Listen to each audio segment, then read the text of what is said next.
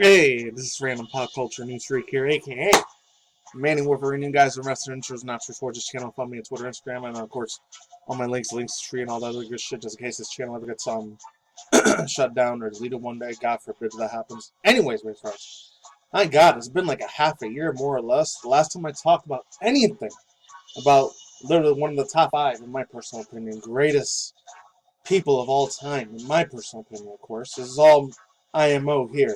Had a little bit of DC, like Daredevil news too, or Disney Marvel news or whatever. But I still want to talk about that one too, about Daredevil. They're kind of like nerfing it down, making it more family friendly and lighthearted, quote unquote. That's what Disney Plus is doing. Anyways, let's jump into this bitch, because holy fuck, man. This is pretty freaking insane. And of course, play Smash Bros. Ultimate Music and Battle, because that's what this man, Mr. Masahiro Sakurai, as he's called Daddy Sakurai back in the day, because he made almost all of my franchises so fucking amazing. Oh my god. Even though granted, Smash Bros. Probably not the next Smash Bros. For the next future Nintendo Switch, by the time that comes out, I'll probably be in my late 30s, early 40s. By the time the next Smash Bros. Game comes out, I'm gonna be a way more fucking old man by then. I don't care. I'll still be a kid at heart no matter what. This comes from Lee and Dolan. There's another one I wanted to talk about. It's from 99videogames.com, so I'll leave the link down below if you want to check that out. So this is my last chance. Random. Masahiro Sakurai-chan reminds Nintendo fans about the 3DS and the Wii U-shop closure dates. This is from yesterday, so not that long ago, a day ago, but you know I had to talk about this bad boy here. Because as you probably know, if any of you guys are Smash Bros. Fans, not even just the other things, Kirby fans, because he's the original man that created Kirby. Along with that, probably a Meta Knight and the other fool too. King Dedede and all the others freaking Kirby and Pit, aka what was his name? Palutena and Pit in that game. I forgot what it was way back in 2012, a while ago, a decade ago now. It says, as you probably know by now, Nintendo is discontinuing the 3DS and Wii U eShops as of March 2023 of next year. And later this month, on August 29th, you will no longer be able to add eShop card funds, aka points to the account. This is happening worldwide, and as a result, Nintendo fans around the globe are grabbing certain digital titles before the deadline. Even before the Smash Bros. Director, Mr. Masahiro Sakurai, is making one of the most digital shops where he can, while he still can. Here's a rough translation of the most recent social media posts via Google Twitter. So I'm not surprised about that. Of course it's going to be on Twitter. What else is going to be? Fuck. Here's a rough translation of the most recent social media posts via Google Translate. Essentially, remaining fellow 3DS Wii U eShop closures. In a little over a while, 2 weeks later, you won't be able to add 3DS points in Wii U. I'm patrolling the eShop thinking this is my last chance because the touch panel, as you are probably aware, many things won't be ported to each of the models. Of course, that's his official Twitter. He's got the blue check mark there, but thank God it's not political. It says screenshots. Hopefully I'm reading that right. Fortunately, he did specify if he made any purchases or not, as if he noted. There are a lot of games using this system, using touchscreens, might not necessarily get ported to other platforms in the future. Why we can't imagine that he is thrilled about the old Super Smash Bros. DLC being retired either. Of course, he has to be devastated about that, and that's feel bad. My heart goes out to that man. He had like 2 freaking scary health scares. I remember in 2016 and 2018. I think he collapsed one time in the hospital, and the second time he collapsed in the shower. That's freaking scary shit, bro. I remember that. My God, I remember that yesterday. That was like 4 or 5 years ago. Let's continue on, as I said. 3DS and Wii U eShops aren't the only thing coming to an end, with Sakurai announcing earlier this month that he was almost out of the Super Smash Bros. Ultimate screenshots. You won't be able to, you can learn more about the upcoming eShop closure in some of the previous posts. It's worth noting that the sales of Fire Emblem Fates will end on, February 28th of next year. As DLC is available until March 27th, 2020. I'm sorry, I'm reading the American way. I'm not reading the European British way. I know they say the date, month, and year first. Over here, it's the month, date, and the year. That's just how I was trained to speak it. I guess I could read a little bit here. Yeah, sales of Fire Emblem Fates will end in 1 month. Including Story Pass, accessibility, and other compilations. The completions of this chapter number 6 will still be available until, I guess, March 27th of 2023 next year. So we're going to have a year before you're able to not download it anymore. And that's That's going to be a burden for some people. I feel bad for them so freaking much, honestly. I can't blame them either. Says, yeah, Fire Emblem Place, Nintendo.com is the UK version. You guys can read that if you want. Learn more about the Nintendo's 3DS and Wii U shop's eShop closures. One of the eShop's closures, Nintendo eShop closures guide, feature 10 3DS retail games that might appear by digital games while you still can. And it's going to be sad days for hardcore Nintendo fans. Are you making most of your time with these spent on the eShops like Mr. Masayoshi Sakurai is? Any specific games you will be picking up before it is too late? How do you feel about the whole cost closure at this point? Leave your thoughts down below. Yeah, overall thoughts and opinions. It's going to be one of the darkest days and saddest nights of this freaking community of old school Nintendo fans. Obviously, we're not a hardcore Nintendo fan like was before, especially with the business decisions they've been doing and all the other stuff. That sucks because their internet is still really bottlenecked and it's really slow as shit compared to like Sony's PS4 and PS5 internet connectivity.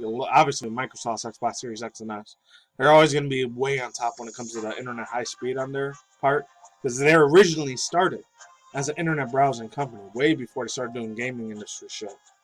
And it's really, really heartbreaking to see that. Even the man, the myth, the legend, the master himself, Mr. Masayoshi Sakurai, if he's saying this shit is going to close down pretty soon, we got to take that warning to heart. Honestly, because, oh man, I would really, really hate to see like a lot of people lose a lot of video games on freaking DS and 3DS, 3DS XL, and the one that look like a smartphone, man. It's going to be a bitch. Honestly, but let's continue to the second article here. Links to the description box down below if any of you guys want to check it out your own personal time. So, yeah, comic books. Holy shit, man. Where do I even get started with this? Oh, yeah, CBR News. Daredevil's Born Again could still have some darkness, and I really hope that's true. Because I really don't want this, kid-friendly, family shit. That's going to suck. And play Superman music in the background. So this comes from Antonio Barrios from yesterday. And I was a real old school fan of the older one that Ben Affleck was in, Daredevil 2003 version. And again, I was a teenager at the time. I was like 13, 14 at the time when it came out.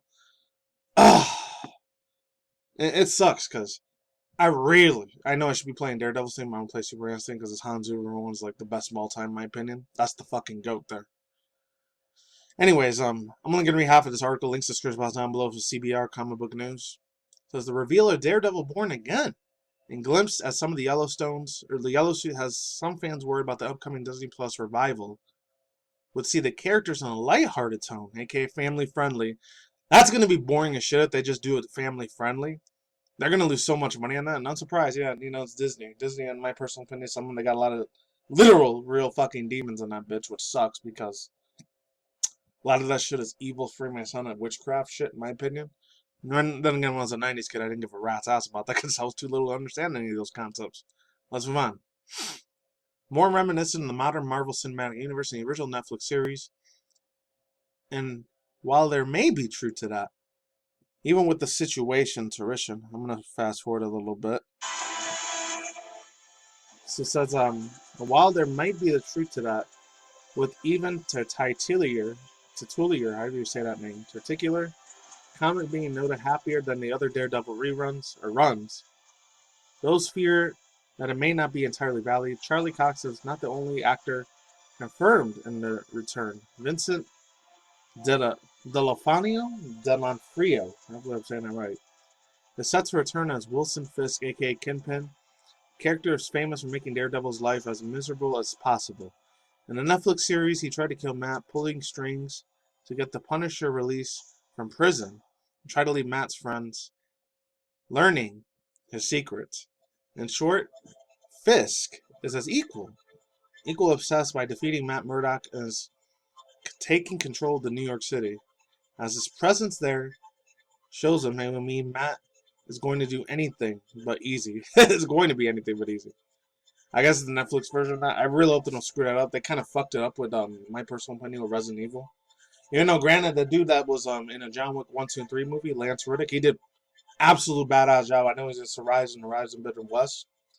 Absolute legendary actor there, in my opinion, but he kind of looked like the Blade Trinity dude a little bit, like Wesley Snipes' modern day version that mixed with Neo. It says it should be remembered that the MCU will be lighthearted and family friendly by large, still has quite a few dark moments. even though it's run. Throughout its run. Its popular example is Nebula's.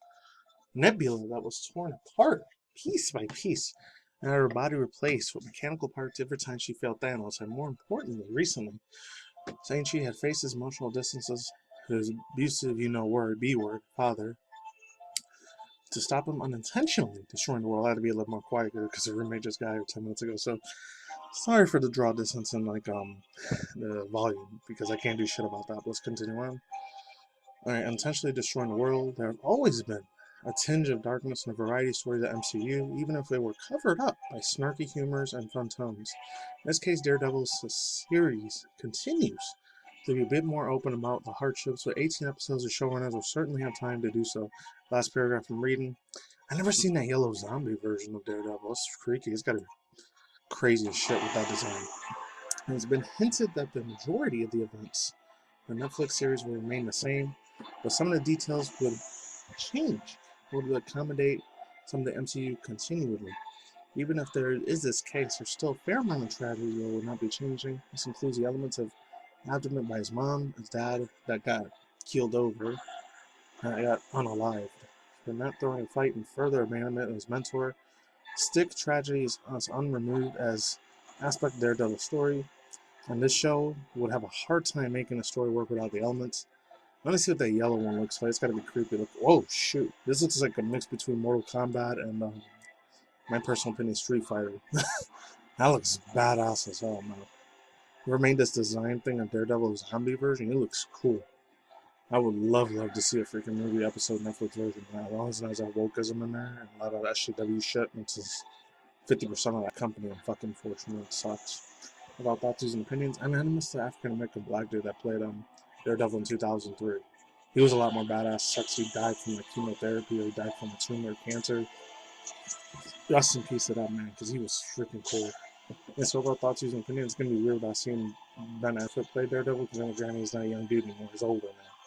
And they say he's coming back as Batman again instead of Robert Pattinson, which I thought Robert Pattinson was way better as Batman. He was the emo guy, edgy sinister version of Batman. Chef's kiss to that dude, man. He was awesome. That's all I gotta say for now. My links to description box down below, cards inside, and links to both of the movie soundtrack playlists down below. Peace out, ladies and gentlemen. Blizzard Kings, Rose of Times, and Mortys. I'll see you next week. It's day of the night, where they never thought they were taking their consciousness, good videos, mainstreams, and non news, Twitch, YouTube, drama news, once in a while, once a week, twice out the month, reaction review segment videos on all the other social media platforms, sub down below. Peace out, myself out. Late and bias, and side, don't take the poison, the jab, the nanobots, any of the evil freaking nanobot freaking technology that's out there. Don't take any of the pokes and the potions and not lay